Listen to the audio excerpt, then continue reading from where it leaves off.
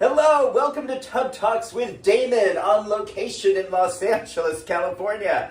My very special guest today is Nurse Brian Thomas. That's me. How are you? Hi. Thank you for inviting me to have a tub talk with you. Yeah, absolutely. And to sit in your beautiful tub in Los Angeles. It's all I've got. It's great. I'm just happy to have a tub and a place to rest my head.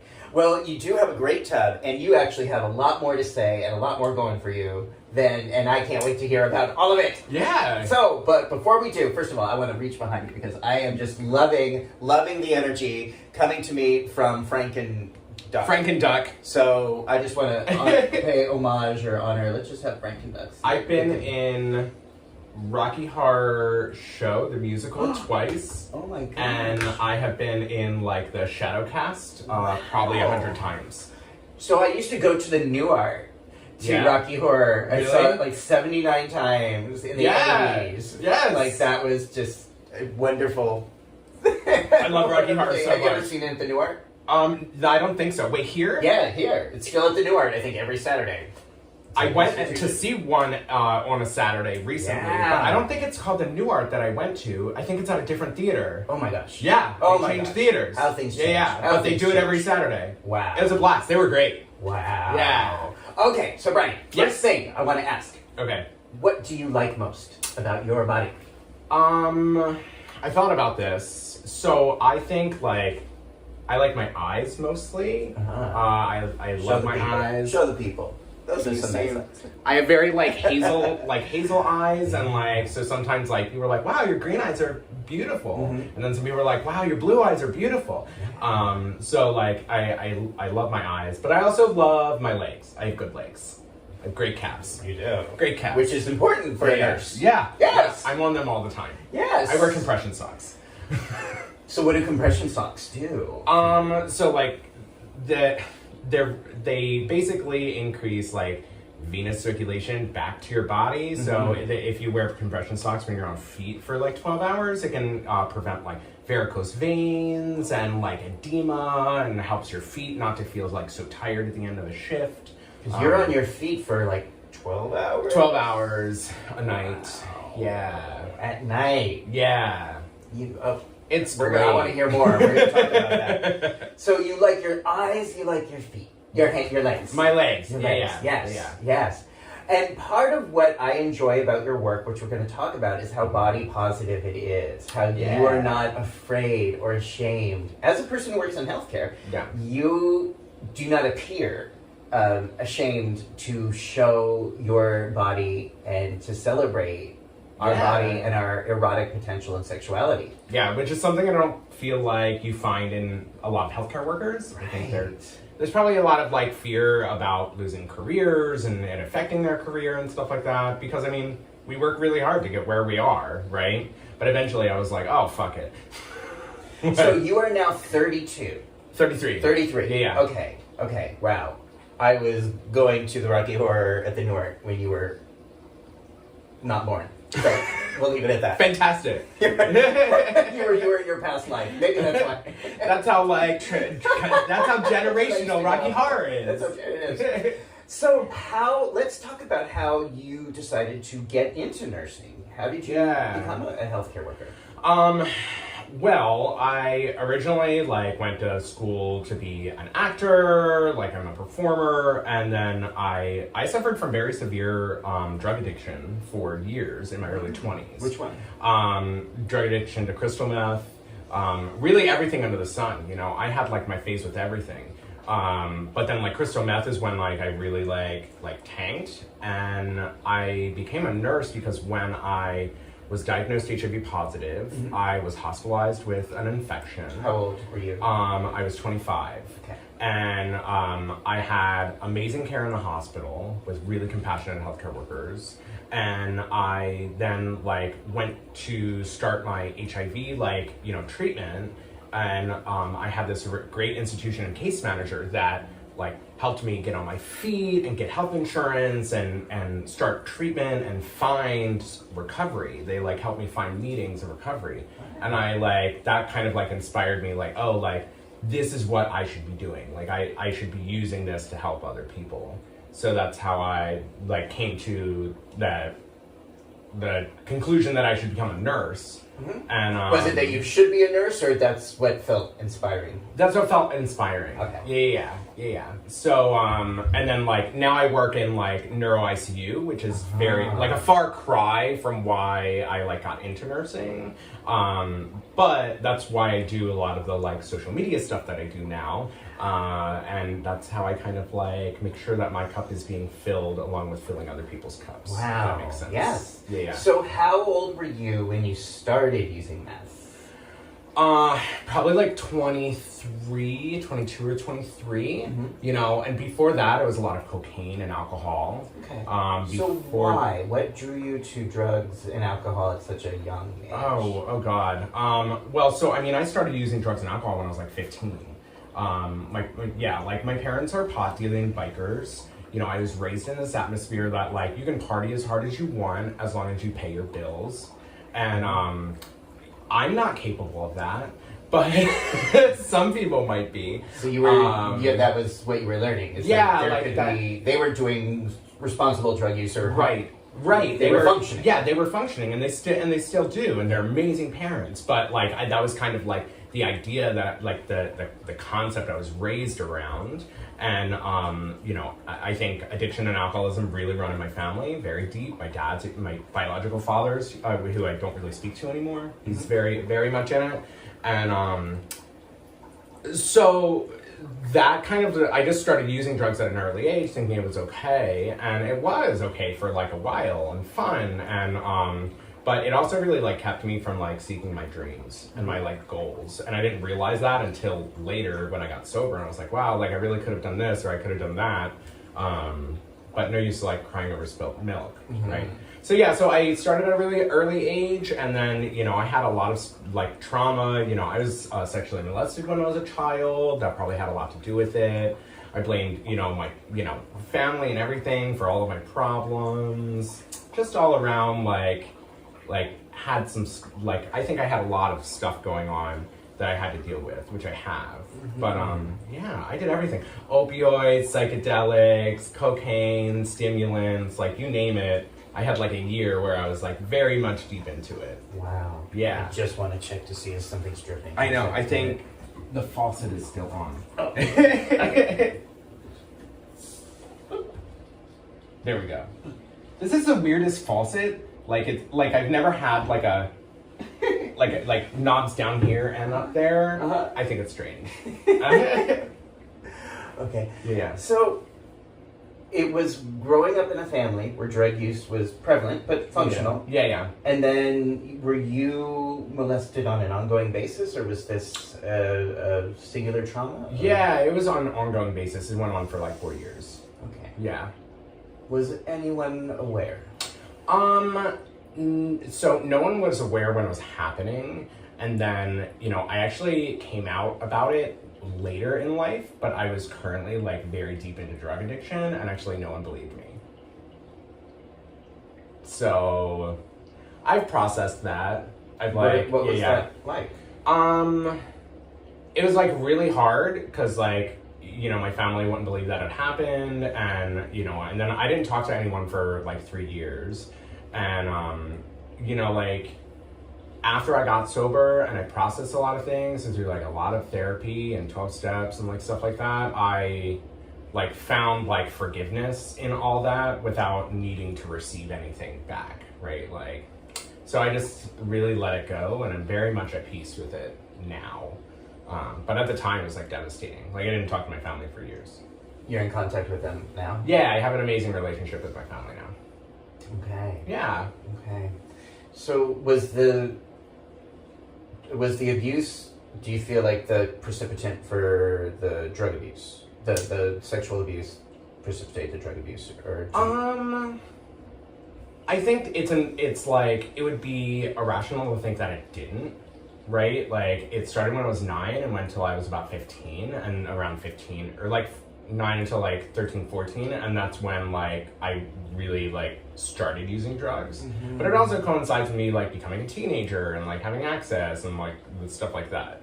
And what was it? Were you out about being queer where you were? No, it made my experience coming out like very complicated because it started at such like an early impressionable age that I like didn't know for sure if I was having these like attraction to men because I was that happened to me, or if I was always gay, right? Like, so I had this like very conflicting, like I didn't know if like that's why what happened is what is happening now. And then I didn't come out until I was like 19 because of that reason.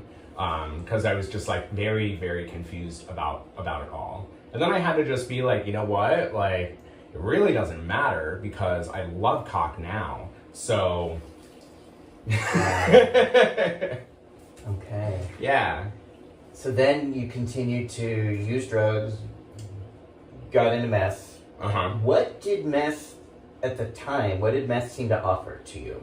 What was the invitation from meth? I think I had always loved deviant styled sexual encounters. And by that I mean like I love, you know, anonymous sex. I love a lot of it. I love, you know, like really, you know, like raunchy, dirty, like kinky stuff, right? And when I started doing meth, the other people that did meth, the other gay men that did meth, were also on that same page. And I thought that like, oh, these are the people that I'm supposed to be with. Like all of these people that are doing this is also, you know, like this, I found my scene, right? And I have since learned, since getting sober and like integrating myself into leather and kink as a sober person, that like there's plenty of people that are right on that same page that don't use meth. But that was kind of like why I was like, oh, this is it. Like this is it. But like it very quickly gets very dark and very, you know, like I like was homeless within like a year of starting to use. I was an intravenous drug user. I was homeless for about a year. And so that's really what just like took me down very quickly. And I mean, the fact that I'm alive is amazing. Yeah. You know, like, so. And what eventually, so to say, hit bottom, which is, I always giggle when I say that, but what was the point at which you realized you were willing and needing to get help? So it's actually a complicated story because I mean, I was like having a lot of suicidal thoughts. I was homeless. I was like squatting in my friend's house who had been evicted from the house, but we were still living there. And I had arranged for a John to pick me up, and I was gonna have sex for money. It was like, or drugs or whatever. Which, had you been doing that already? Which I had been doing that. And so he actually picked me up, and he was like, do you still wanna like do drugs? Because you can like live with me if you wanna get sober. Like, yeah. Who, in hindsight, this person had like a savior complex and like really wanted to like pick someone off the street and save someone, which he kind of did. That ended up in a blaze of glory. But that was like the first kind of like taste of, oh, like I don't have to use drugs to feel okay. So what happened with him, we were together for about a year and a half, and that's when he actually convinced me to pursue my nursing goals. And but as soon as I kind of like was fixing myself, and he like no longer had that like reason, and that like I created a total shift in our dynamic, and that kind of ended. So once he was no longer in the role of saving you, he didn't know how to be with you. Right. Yeah. Right. Yeah. It happens. Yeah. Yeah. But I'm still very grateful for that person because for, you know, that time period, I had this like glimpse into what my life could look like if I was sober, and that it could be amazing. Yeah. And like after that breakup, and I've had some relapses in my recovery story, like after that breakup, I actually relapsed for like a few months, or like I think it was like a month and a half. And but like what kept bringing me back was I was like, oh, now I know what it could be. And for that, like I'll always be grateful. Because, you know, once you have a taste of what life could be without those things, it's really, really ruins actually use. How so? Because, you know, after you like have a taste of how great life could be in sobriety from after being an addict, every time that you go and use, you're like, ugh, I could be sober. Like it kind of just like ruins drinking or using, because you have this knowledge now that life can be amazing when you're sober. Wow. Yeah. Okay. Ruins it completely. Just the whole thing is off. Yeah. But you're an addict, so you keep using. So you keep using knowing that you didn't, it sounds like by this point you didn't even really want to keep using. You weren't really getting that much out of it, but continuing to use it. I always used after breakups. I'm like, I'll show you, I'm gonna go do a bunch of meth. And but it's just like the monster inside my head, like finding the easiest way to get to me and get me to use. You know, like that's what I kind of like look at it as. This like little monster that's like just waiting for an opportunity. Is it still there? Oh, absolutely. It always will be. Always will be. How do you keep the monster at bay today? So I use 12-step programs for recovery, you know, and I've always said that like the 12 steps completely changed my life. It's how I like processed all of my childhood trauma and all of those things, and like found peace in a lot of the things that I had gone through all through my life, you know, like even in adulthood, like experienced trauma, like when I was like engaging in sex work, like a lot of that was trauma. And the like 12 steps are all about processing all of those things, finding a way to like put things in a box and find solutions for them, and then move on from them. Is at least the gifts that I've received from them. I think other people probably have different reasons that they find, you know, love in those programs, but that's what it did for me. And that's what I do today. So like, I have a sponsor, I go to meetings as often as I can, even though I'm really busy as a nurse, and I also travel way too much right now. But yeah, that's how I like maintain it. I call my sponsor every day. I remind myself every day, like I've got this thing that's inside me that could come out at any point. And just that reminder every day is like really, really important, I think. How long has it been now since you touched meth? A year now, because I like relapsed a year ago. Yeah. After a breakup. Okay. But now you know that. Yeah. You know that it's always after a breakup. Yeah. Always after a breakup. Had you gone a whole year before? How long is you? Yeah. I had 5 years before that, actually, and this has actually been the hardest year that I've ever had in recovery, because there's so much like guilt and shame and pride in time. And I'm like actually dealing with a lot of resentments towards like in the program, people are like, oh, how much time do you have, right? And like there's so much weight put on how much time you have, instead of, you know, like how long have you been like actively seeking recovery.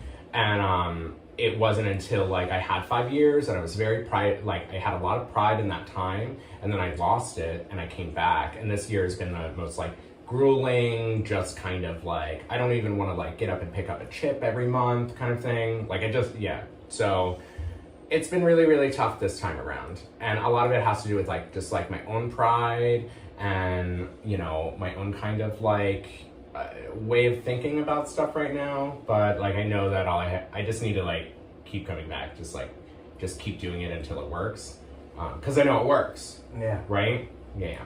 So within this model, it is seen sort of like you have to go back to 0 days after a relapse, despite the fact that you've had those 5 years. Right. I had a year and a half, and then I went out, and then I had 5 years, and then I went out. Okay. Yeah. So, and I think people attribute time, because if someone says, oh, I have 1 month, like that's a big deal for someone that is, it's not only 1 month, like it's 1 month, but people share that, and they want you to share that in meetings, because it will also give them, people around you, a clue that, hey, like, this person has 1 month, they're like in it, like, let's help them, let's reach out. Like, usually that's like the gist, but it still puts a lot of shame on people that don't have continuous sobriety in the entire time that they've been in recovery, because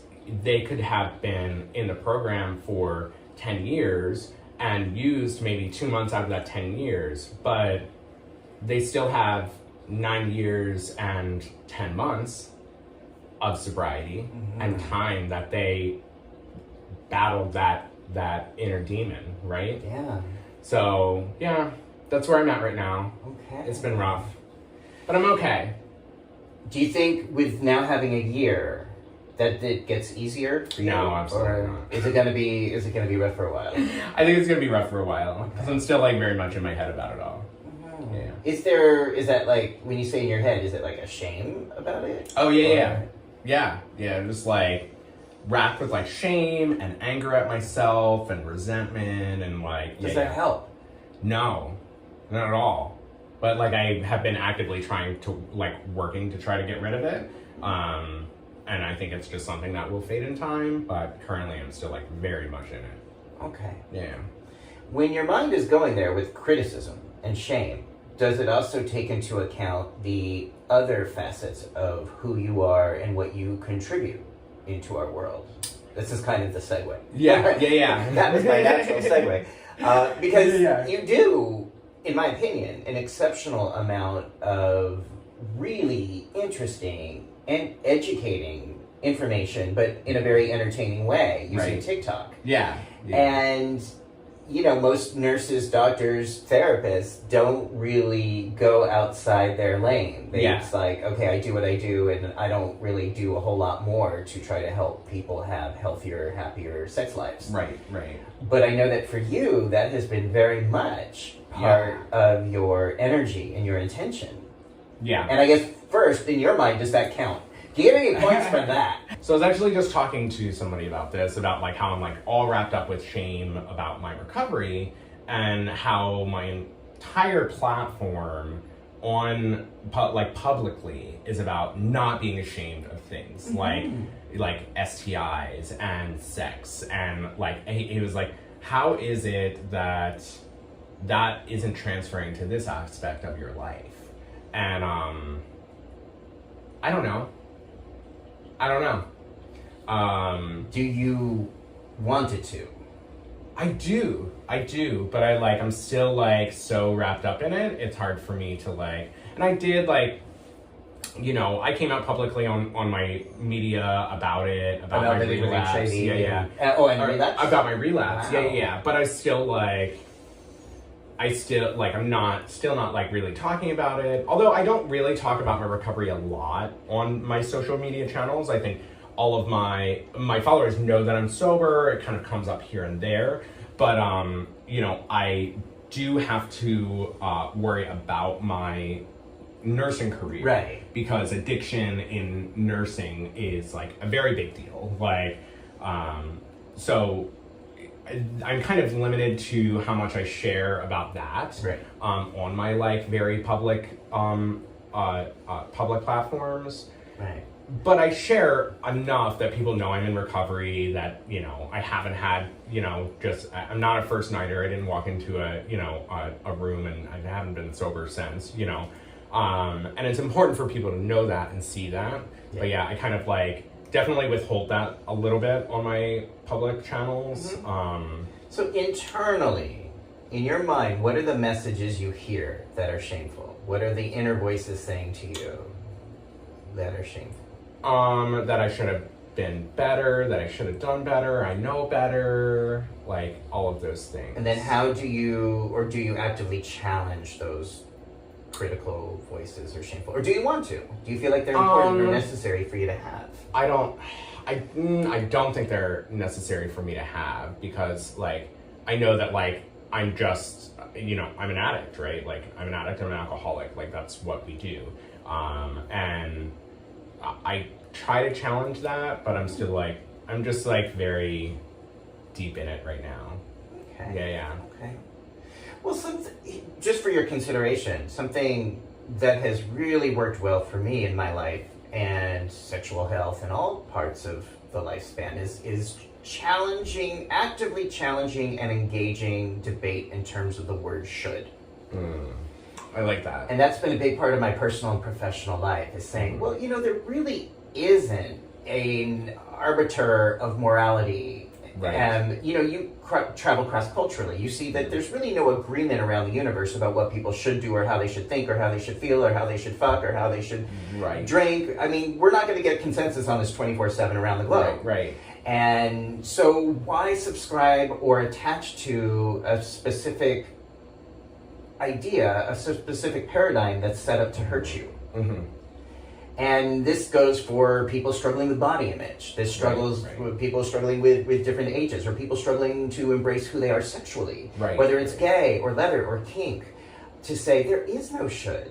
Right. But if you think about it, we really get to opt in to the paradigms and the ideas about what makes life most fulfilling, most healthy, most rewarding. Right. Harm reduction kind of offers a different paradigm of saying, all right, so yes, meth might be part of your life. Meth has been part of your life. Right. And yes, there has been a series of using, stopping, and then a couple blips. Mm-hmm. But do those blips solely define your character, your integrity, or do they really actually point to someone who is on this path, which is usually not linear, to living a life that is more healthy and expressive and of service for others? Yeah, that I'm trying to get there. Uh-huh. I'm trying, but and what you're saying, I really chalk up to we have these personal ideas that we are putting on ourselves to live up to, and I think what I'm struggling with now is that I have put myself onto this, this ideal that I should be this way, and I can't not be. It's the perfectionist in me. I made this mold. I made it, right? I made this mold. I should be in it, and I failed myself.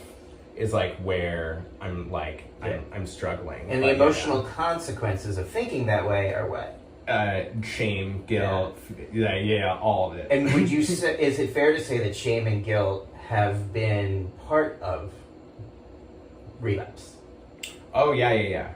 Yeah, absolutely. So that's where I start to think, okay, so if the way we're thinking is leading to emotional experiences that then leads to actions that are harmful, where do we interrupt that process? Right. And usually it's right here. Yeah. Usually it's starting to challenge and change the shoulds, the rigid and inflexible paradigms that are set up to harm you, harm me, harm all of us. Except for Frank and Doug. No, I don't think he ever really cared much about it. He doesn't give a shit. He didn't care about shit. He was like, don't dream it, be it. But, so that's just kind of where I come to in this work. And it's the same thing. It's with drug use. It's with sexual expression. It's just saying if you're having a regular experience, we're usually more aware of the feeling first than the thought. I feel bad. I feel shameful. I feel guilty.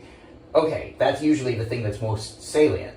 And then what I like to do is say, all right, so let's go with the thoughts, the beliefs, the perceptions, the learned moral codes that have lent themselves to an experience of shame and guilt that lead you to do things to hurt yourself and the people around you. Right. I feel that. That makes so much sense. Yeah. Makes so much sense. Right. So I guess where I see is you are on this path, as we all are, and it's not a linear path, but you're on a path to using your life, using your soul, using your body to help others live a life that is meaningful, that is healthy, that is playful. Yeah. And so I hope in your synaptic regions that is also part of the story. It definitely is. Yeah. It definitely is. So the message, let's get now to the messages that you are sharing in the world. Yeah. The way you're using TikTok, the way you're using your expertise, the talk. Well, and thanks to you, I've been on TikTok now. Yeah. Brian interviewed me at a conference in Montreal, and I had never been on the TikTok. We're the TikTok. On the clock out. I got a TikTok in my pocket. Oh, that's not.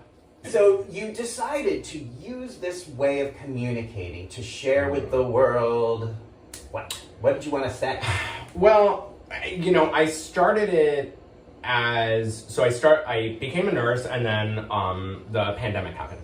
And I started as like a creative outlet for me to like get off my feelings. And I originally was very withholding about my HIV status as a healthcare worker, because there still is, I think we've made a lot of progress on stigma, but there's still especially a lot of stigma within the healthcare community. If the healthcare provider or clinician doesn't work in infectious disease HIV care, like they are completely ignorant towards where we are today within like treatment and the understood and agreed U equals U campaign and treatment as prevention and PrEP. Like I started in nursing school, like we had like a whole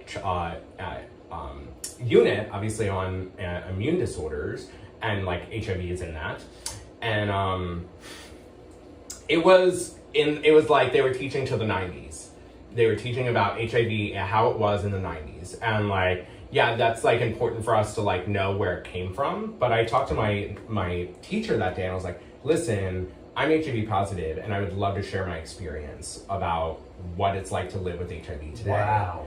And until then, I had been, because you have to go through a physical to get into nursing school. You have to go through a physical to work in a hospital. Including HIV? Yeah.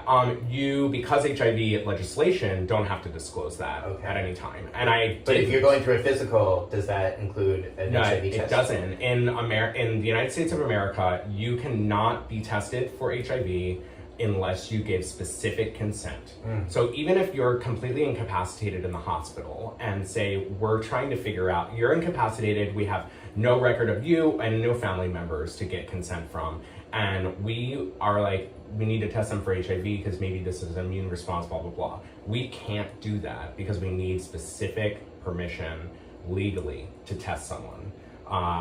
And that comes from legislation from the 90s, right? Yeah. So I actually didn't disclose when I started nursing school, but after like this one lecture, I was like, I have to start speaking about this. I had to start speaking about this especially to nurses, and that's where most of my following came from originally, was nurses. And then I started making content about being HIV positive and what U equals U is, and educating like on that stuff. So you were still in school?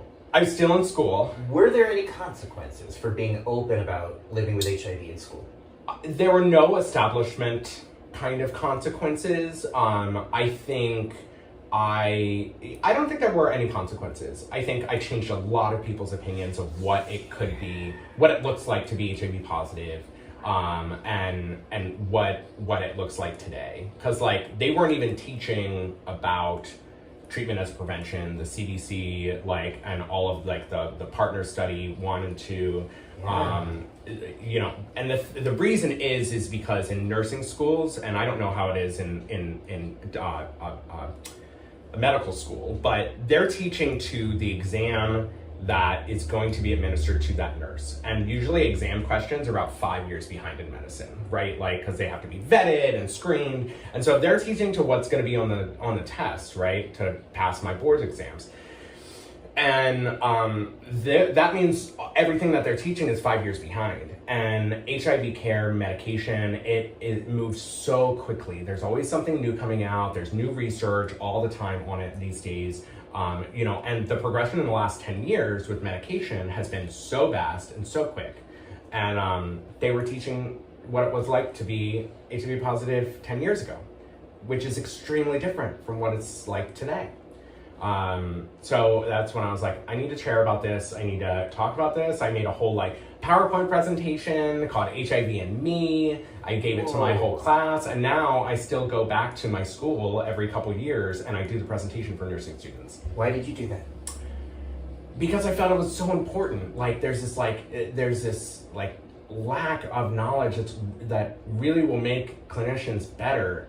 Because if someone is in their bed that has a stroke, but also happens to be HIV positive, but is undetectable and been in control for years, if nurses are learning what it's like for someone to be an active, like stage 3 HIV or AIDS, and they're considering this person to be extremely immunocompromised, whereas they're not. They're there because they have a stroke, right? That's what you need to focus on, not this HIV that's controlled. Yeah. If students aren't learning that kind of like person who's living with HIV is going to land in their bed, they're going to do things that are stigmatizing.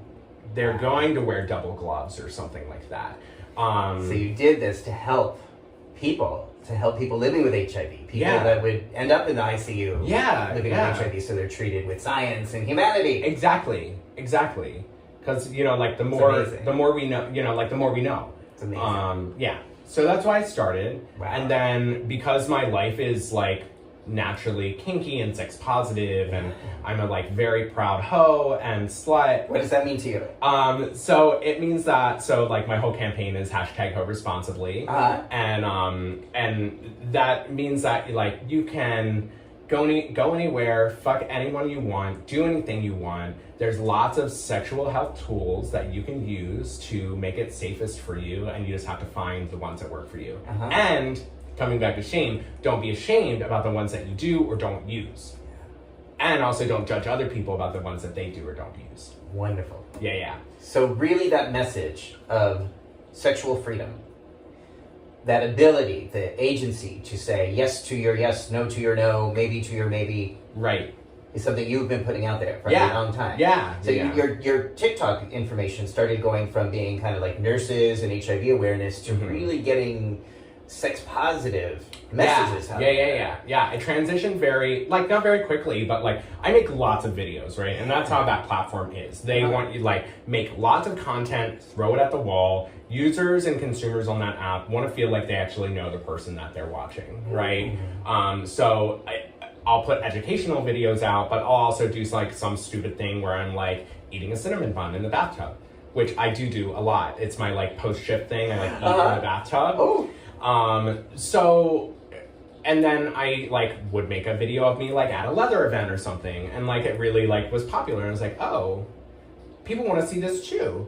And that's when I started to get like a very like queer gay following as well. So I have this very like weird mix of like a predominantly female nurses, because they it's still a very female dominated field, and then about like 40% of my following is like all like queer or gay people, and it's interesting the engagement I get with different videos. Like, so like the people that aren't in the medical field will like see a video about the medical field and be like kind of have their eyes open, and then like this like very large following I have of nurses that probably are, for the most part, many of them married with children, cisgender and heterosexual, and they like love learning about queer culture, leather culture. Like I do like, videos about what leather is and like what that community is about. And like, I feel like as a whole, my like base of content is educational on like a lot of different levels for different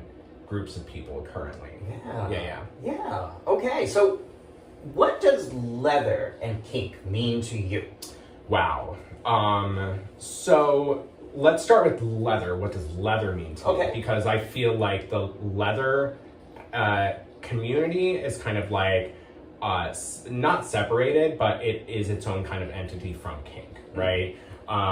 Leather for me is that it's a community, and I didn't realize until I joined the leather club that they're some of the most organized like self-run organizations in the queer community that raise money constantly for LGBTQIA organizations, other nonprofit organizations, right? Like any like leather run, any leather event, like I can guarantee you almost all of them are probably donating a large majority of those profits to a charity. That's what, even the white party is it's a large portion that's donated to charity.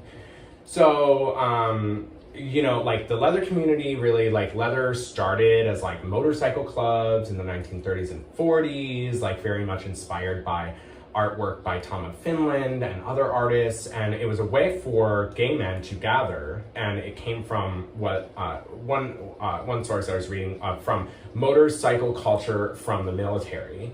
And it was a way for gay men to gather and not be suspected of being gay, because back then gay people couldn't congregate. They could be arrested for that. Right.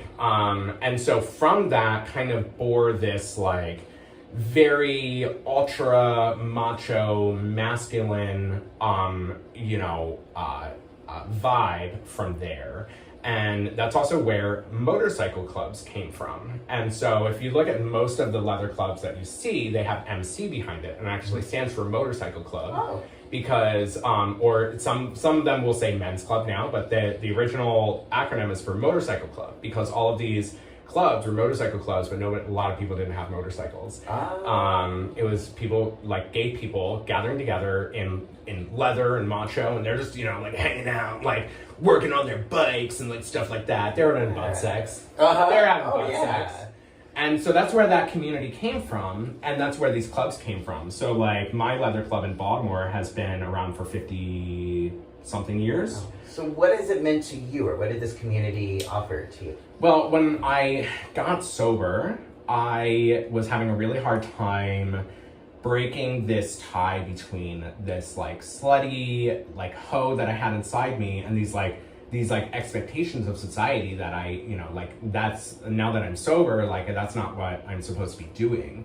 And it was the leather community that like I reached out to this leather club called Command MC in Baltimore. Go check them out. And I reached out to like the president, and I said, I'd like to join, but I'm like newly sober, and a lot of these events are at bars, and I need support when I go out to these things. And they actually like very much like wrap themselves around me and help like reintroduce myself to leather and kink and sex in this like super healthy, sex positive way. And on top of that, made me, like part of this community, participating in events, like doing things that are raising money, like for the children, sex parties, raising money for the children. Sex parties for the children? Raising money for the...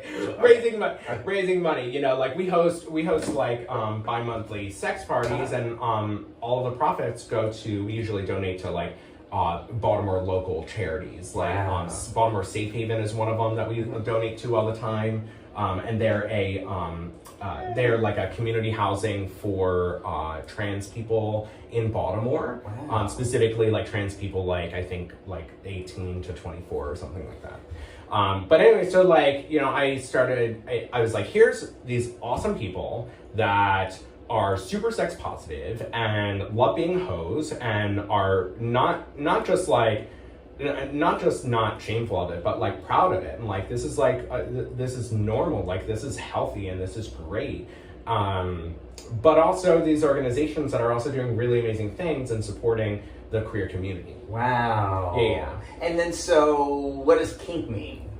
Right, so kink, to me, means, like, for me, kink means like anything that is not the expected interaction in a sexual way, right? And like this like societal expectation of what sex is. And for me, kink is that, it's so hard for me. I know what my kinks are, right? Whatever. Like, I have like breeding kinks, I love cum, I love being cummed in, I love coming in people, and like now, like I look back and I'm like, is that even a kink? I just thought that was normal. Like, and I think there's this like idea that like there's normal and then there's not normal. Right, like, and that should be like, that? who decides that? So like, I'm like, that's like, doesn't everybody just want to like come in holes? Like, right? That's a thing, right? And doesn't everyone want to like slide a metal rod down their urethra? Maybe. I'm into sounding. I love, bondage. Rope play is one of my favorites. I like have spent the last couple of years like really practicing knots, so I love tying people up. And then like as far as like gear, like I love gear, jock straps and leather and rubber and like all of those things.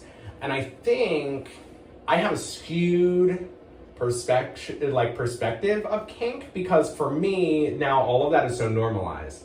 Like all of that is so like, oh yeah, like I'm gonna wear a rubber catsuit out, obviously. And I don't like look at that as like, oh, that's a kink, right? And then from the outside, somebody that isn't part of that kind of like that community or that interaction look at that and are like, oh, that's some kinky thing, right? Like people are into that.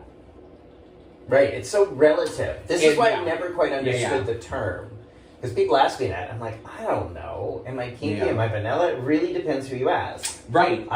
You know, absolutely love many of the things you say, and I just think, well, that to me is just a day in the life. Right. But some people think, oh, that's so kinky, and other people would be like, if someone's like, I have a vanilla person I've ever met. Someone's like, I have a breeding kink, and I'm like, how is that a kink? That's not. It's like, isn't that how we all got here? That's how we like. That's just normal. One of us had parents that were in breeding because we wouldn't be here if they weren't. Right.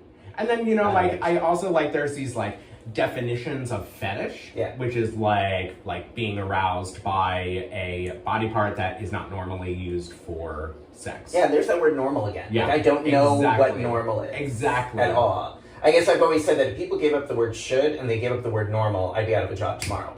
Tomorrow. Because absolutely. there wouldn't be... We wouldn't even be having this. Yeah. I would still be interviewing people in tubs. Right. But that lends itself, again, to just so much, quantification of experience in a way that usually leads people to feel like they're wrong. Right. And I'm just like, I don't know what... I mean, we're never going to get universal consensus. Ask Margaret Mead and ask any anthropologist. We're never going to get a universal consensus on what's normal or what people should be doing. So why don't we just, step up and enjoy and play with what we like? Yeah. And I think it's really important that people don't feel shame about what they don't like. Yeah. Right? Like, because I definitely have interactions where people will hit me up on Grindr or Scruff or something, and they'll see my pictures, and it, and it's, me in leather, or me, and then I'll open my private album, and they'll be like, whoa! And then they'll be like, oh, I'm just vanilla though, I'm probably not your type. I'm like, fucking is my type. Right? Like, good old-fashioned fucking. Like, usually when people are like, what are you into? I'm like, fucking. Like, let's start there. Yeah. Let's start there. We'll figure it out from there. Yeah. But let's just start with fucking. Yeah. Do you feel like there's too much people need to define or regulate sex on apps already? Like, they have to have a script? Yeah. With a plot and a beginning, middle, and end? Yeah. I don't... Yeah. I mean, I love the apps, and I think the apps are better. I'd rather have them than not have them. Yeah. But it also just feels like sometimes people want to know answers. And sometimes, as you know, sometimes the answer is undefined. Yeah. It's like you don't know till there's chemistry. It's exactly. And I tell people that, especially if they want to engage in more kink play, and I'm like, it really all depends on our dynamic and stuff like that. I'm verse, so that also depends on whether I'm gonna top or bottom or be dom or sub, and I can't just engage in that immediately with someone before feeling that vibe. Yeah. But I think there's definitely this, and who knows where it comes from, but there's definitely this rigidity to a sexual encounter, and whether that be this is someone's fantasy sexual encounter, say they want anon, face down, ass up, no names, blah blah blah, hey, that's fine. That's and if you're that's exactly what you want, then yeah, let's make that happen. But I think too much kind of it's almost too tense of a restriction, because who knows, maybe you guys would jive, and if you turned around and looked in the eyes or something, I don't know. Yeah. But yeah, I have always told people that I've been hooking up with for the first time, hey, come over, let's hang for a second. And then almost always something happens, but I'm always I'm not gonna make any promises, but yeah, this is on the table, this is on the table, this is on the table, and let's feel it out. Yeah. So you've used now TikTok and social media to help people understand and celebrate these ideas about being open, about talking about communication and kink and preferences. Yeah. And I think communication is the best tool we have for sexual health. Yeah. Period. Communication with our partners, communication with all of our partners, you know, the previous ones and future ones. Communication. How many people are you sleeping with right now? Like that, depending on the person, like you can ask that question. If you're like communicating with like your network of people that you're fucking every day, and say you're fucking 10 people every day, and one of those people is like, hey, you know what? I have gonorrhea. Then if you have open communication, you can call the other 9 people and be like, hey, listen, like that is like this amazing tool for reducing sexually transmitted infections. Right. And it's kind of like forgotten, but if you look at most of my videos when I'm like naming things that you can do to reduce transmission, I always list communication. Communication, especially because that's how I've seen in the last 10 years when people have learned about PrEP. And when people have learned about U equals U, it wasn't from their nurse or their doctor or their therapist. It was generally because somebody, a partner or a friend, communicated with them and said, this is what's going on. I've seen that today with doxcycyline to prevent STIs. That once again, we have science, we have evidence, but doctors won't talk about it, refuse to talk about it. It's up to those of us that are in the community and sexually active. And I'm trying to get my provider to start prescribing it for me. And that she's like not totally on board. And do you agree with that decision?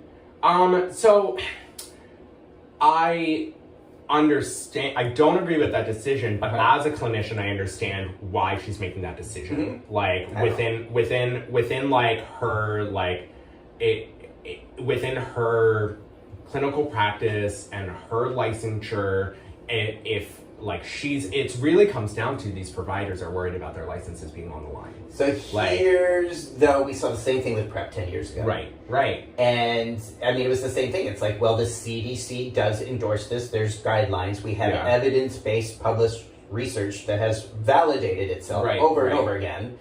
And they're still not willing to make that change. And then do they understand the FDA is not going to authorize something unless the drug company pays them to do that. Right. And there's no drug company behind doxycycline. It's not a brand drug. It's generic. So we're not. Nobody's making money. There's no money to be made, so it's not going to be paid to the FDA. The FDA is not going to authorize this. The CDC can endorse it if the FDA doesn't authorize it. So there we go. We're back to gay men once again paying the price for politics and money and greed. So this is where I stand with it. It's like all these catastrophic things that medical providers say. I don't want to lose my license. I don't want to create resistance. And gay men always have to pay the price for their fear. And in the meantime, you and I know that there's ways to prevent STIs.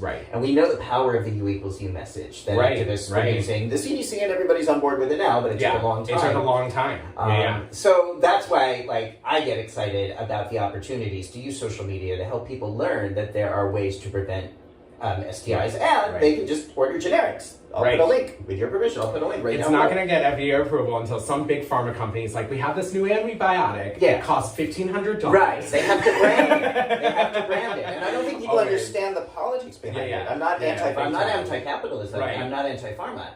But I just want people to understand that the information we receive in this country is not neutral. It is determined by the people who are paying money to the FDA to approve something, which is never going to happen if there's no money to be made from a drug. So we have a way to prevent STIs, and I guess I just wonder from a nurse's point of view, do you think this is a good idea for the sluts to use STIs, use doxycycline to prevent STIs? Absolutely. Like, especially for the sluts. You know, like, it's harm reduction, right? I believe in giving out clean needles and safe injection sites and, you know, like all these things. And we have a lot more evidence for doxycycline than we do for injections. Or even for post-exposure prophylaxis. So, like, why does this not translate to... because a lot of providers that are still having hesitancy are providers that work in these fields, these queer positive or, these clinics, like you would think that they would be on the ball here. But yeah, there's still so much hesitancy. And like I said, like as a clinician, so in nursing school where there's like all of this literature and education we're given about antibiotic stewardship. And like, it's like this ingrained thing. And oh my God, if you asked a pharmacist about it, they would talk for hours and hours. And it's this learned thing about, you don't prescribe antibiotics for someone that doesn't have an active infection. Like that's like, it's like crux. That is like the and it's like this ingrained in medicine, it's a rule, really. Like, and there's councils on antibiotic stewardship. There's all of these things. And so I get where these clinicians are coming from. They've been educated their entire clinical career about this is how you properly prescribe antibiotics. And now they're given this new evidence that's like, actually, this is really going to reduce harm, and this could help a lot of people. And I get that after years and years of being given this idea and then having, you know, something switch on its side, I understand where they're coming from, why so many clinicians are having a hard time accepting it, but I don't think that it's right. Yeah. Right? Like, I get it. Yeah. I get it. And 10 years ago, they were saying the same thing about using antiretrovirals to prevent HIV instead of treat it. Right. Like, it was the same thing. It's the same messages. Yeah. So I'm like, damn, it's 10 years later, same shit over and over again. Same shit. It's frustrating to me, obviously. Yeah. But what gives me hope is that you and other people are really getting this and talking about this and using your profile to help from the inside, to help a lot of medical people say, hey, you know what? I understand this was your training, but here's the opportunity that we have to serve. Here's the opportunity. If you're really scared of these STI rates, here's something we can do about this. Help the sluts. Yes. Right? Yes. It could be so Do you think there's resistance in the medical field for that? Do you think it's because it is about sex and anal sex and fucking that people are resistant to using doxycycline? Absolutely. Yeah. I think that plenty of clinicians aren't aware of their own biases, but it's there. Yeah. It's there. You know, and my heart goes out to anyone that is seeking care like this that's not in a metropolitan area, that doesn't have a clinic that knows what PrEP is. Like, I still have followers all the time that live in rural areas, live in parts of this country where they're like, I asked my provider to prescribe me PrEP and they wouldn't, because they didn't know enough about it. Like, it is up to primary care providers to continue their education, right? We're given, like in California, you have to do like so many hours of continued education every year to maintain your degree. And it's up to providers to learn themselves. Like, no one is going to this rural primary care physician and saying, hey, you need to learn about this new way that we can prevent HIV transmission. Yeah. It's really up to them to seek out that knowledge. And that's like kind of this rolling problem that we've had ever since PrEP, is that it's like, it's been so much like community shared information. Yeah.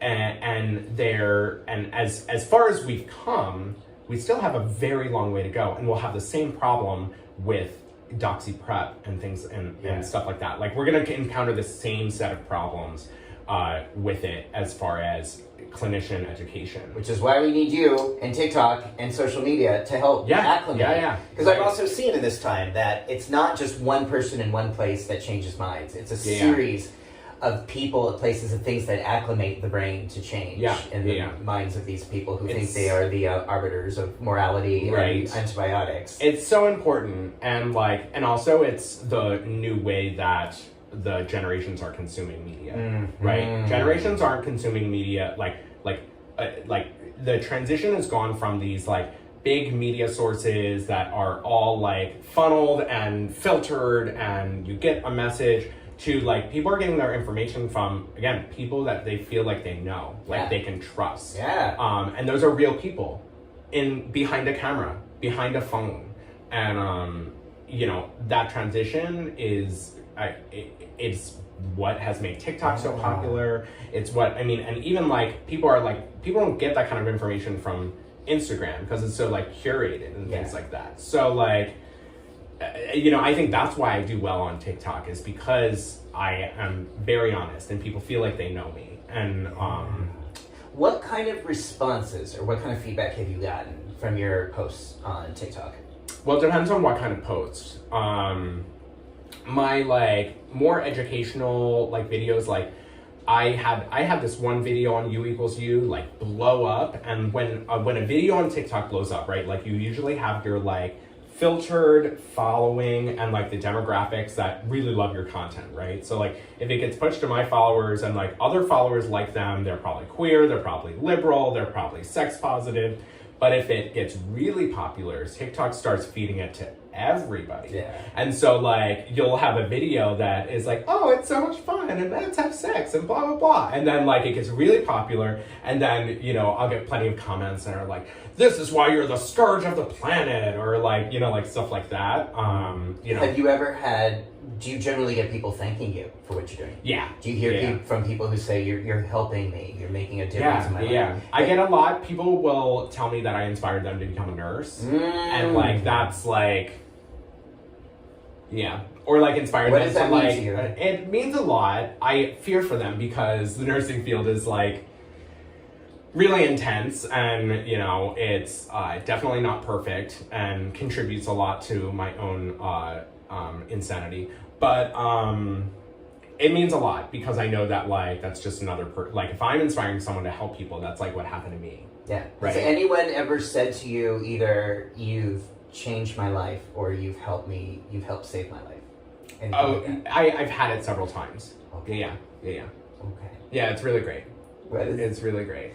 So that, do you take that in? Like, does that get taken in? Oh yeah, when you yeah, absolutely. My so you know Mark S. King? Yeah. So he shout out Mark, former bathtub guest. He actually said, you need to save these for your rainy day fund. And I was like, what does that mean? And he's like, you need to save these, and when you're not feeling good about your fucking self, like, go back and look at, like, these messages from people that are thanking you just for what you're doing, just for being you. And that's what I do. Do you feel like those messages get in your brain as readily as the critical messages that try to tell you you're Of course not. Why not? I don't know. Okay. I don't know. So let's think about that. We may not come to an answer, but I want to continue to explore this with you. Yeah. And hope that anybody watching this thinks about that too. Yeah. When you're in a position where you have that chorus in your head going, you're fucked up and wrong, and trying to find ways to criticize you. And also getting authentic appreciation and gratitude from people in your world about ways you're making important contributions in saving lives. Just to see what is the formulation, what is the synaptic calculation. Why can't I hear this is lovely? Right. And would that be a valuable component of your lived experience to be able to accept and feel those messages as strongly as you do the critical messages? Yeah. It would be so helpful. Okay. I think it's very much a overall societal thing that I'm not the only one that suffers from it, is that you could have 5 people tell you you're beautiful, but one person tells you got jacked up teeth, and that's all you're gonna think about. And why? And well, I don't it's a synaptic habit, right? And the great thing about living in this world intentionally and getting older is that we start to be able to exercise more awareness and agency over our synaptic patterns, the way those neurons fire. Right. And that's a lot of what my work is about. But also meditation and, just we think about going to the gym. We think nothing about doing the same thing over and over again for decades and decades. And we're not we know that's if you want your body to be toned or look a certain way, that's throughout your life, you're going to have to keep doing the shit over and over again. And I think our mental muscles work the same way. The more we exercise them, the more mental reps we do, the more accessible and available they are to us throughout our lives. Right. I like it. So yeah, I need to work that. Work that muscle out. Work that muscle out. Yeah. Is there anything I haven't asked you that you would like to say to the people in the tub world, or to the people of the tub world? The people of the tub. Use bubble bath. Yeah, it's wonderful. Yeah, if you could go back. Oh, and buy Gun Oil personal lubricant. Use my discount code POZ RN. We can which is POZ RN. Stands for HIV positive nurse. Yeah. Beautiful. Some people think they see it and they think that means pause right now, and I'm like, no, I'm a nurse. Right. I guess you didn't know that. You try to put that together. If you could go back to the Brian who is newly getting his HIV diagnosis, and you could give him a piece of advice, what would that be? I love this question. I've gotten it, you know, like I get it several times, and just like everything's gonna be okay, and you're gonna be great, and you're gonna take this and you're gonna use it for good. Because I didn't see that then. Yeah. Beautiful. Yeah. Thank you. Yeah, thank you. You're amazing. All right, so let the people know if they want to follow you. Yeah. I'll have the links down below, but just easily to tell people how they follow your work. I make lots of content on TikTok, and that's POZ RN on TikTok. You can also follow my Instagram, which is POZ Nurse on Instagram. I have a Twitter that is spicy, and you can follow that one. And you can find that at Responsibly Ho, at Responsibly Ho. Love it. Because I hoe responsibly. And you can see lots of my, like, sexual escapades and stuff like that, but only for 18 and up. And I do have a Just for Fans, so you can look at that too. I know, right? So just for fans, they might see more of the sexy stuff? All the sexy stuff. All right. Beautiful. Yeah. Beautiful. All right, so follow, all those links are down below if you're watching this on YouTube. And if you're watching this on YouTube, please subscribe to see more of these TED Talks. And this is exactly what I think this is about, is this process of talking about our mind, our body, our spirit, and making sure, A, that we have meaning in our lives, what I call purpose, in terms of how we serve our community, how we engage in pleasure and play, because I think that's a really, really important part of life, but also making sure that we've got peace and power here, which is making sure that we are equally calibrating that internal critical voice with the rational evidence-based energy that we're receiving in the here and now. And this is going to be a process for all of us. Yeah. But if we're not intentional about that process, the default setting is critical. Right. All the time. So, all right, everybody. Thank you for watching. Have a great day. Bye.